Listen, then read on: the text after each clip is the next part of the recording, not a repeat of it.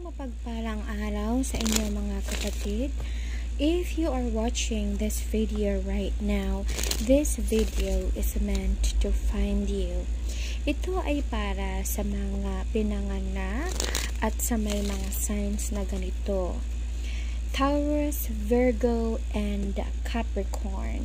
So, itong tatlong signs na to ay tinatawag natin na mga earth elements.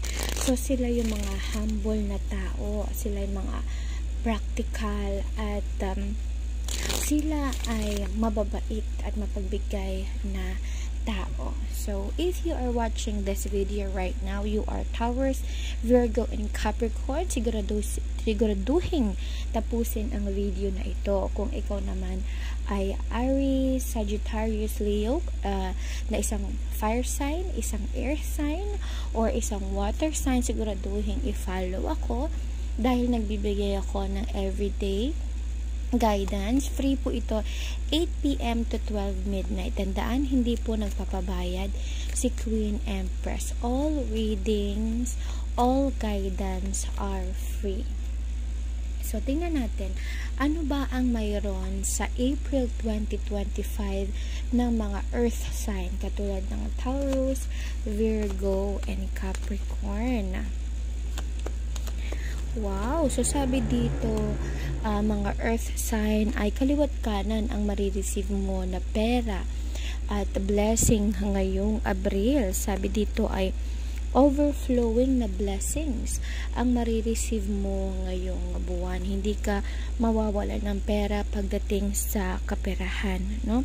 So, dahil sobrang dami ng kikitain mo ngayong buwan, ito yung to the point na kikita ka at na makakatulong or makakapagbigay ka pa sa ibang tao, or makakatulong at makakapagbigay ka pa sa iyong mga mahal sa buhay or sa iyong pamilya. Mag-ingat lamang dahil sobrang dami nga ng kikitain mong pera. Baka naman ma-overwhelm ka at maibibili mo rin ito ng mga hindi importante. Tandaan na kapag hindi naman importante ang isang bagay, hindi mo kailangang bilhin. Okay? So, darating kasi sa point na malulungkot ka at the end of the month kung hindi mo pangangalagaan yung mga perang kikitain mo. Okay? So, be vigilant sa paggastos. Ituloy-tuloy mo lang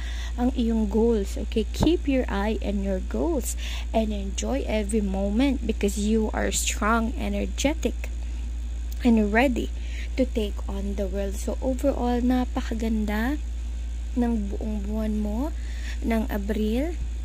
Sabi dito, hindi ka mawawala ng pera to the point na makakatulong ka pa sa ibang tao. Mag-iingat ka lamang sa pagbili ng mga bagay na hindi importante dahil yun ay magiging problema mo pag hindi mo yan naagapan. At sana ang gabay na ito ay nakatulong sa iyo, kaya naman make sure to click the star button or subscribe button para makareceive ka din ng mga guidance, tutorials na pangpaswerte. At siguraduhin i-comment ang word na I claim at i-share ang video na ito dahil sinisigurado ko na babalikan mo to pagkatapos ng Abril. Huwag kakalimutang mag-follow sa ating daily guidance at mag-subscribe to join our free guidance or reading session 8 p.m. to 12 midnight, Mondays to Fridays, Saturdays and Sundays sa 9 p.m. to 3 a.m. mga kapatid.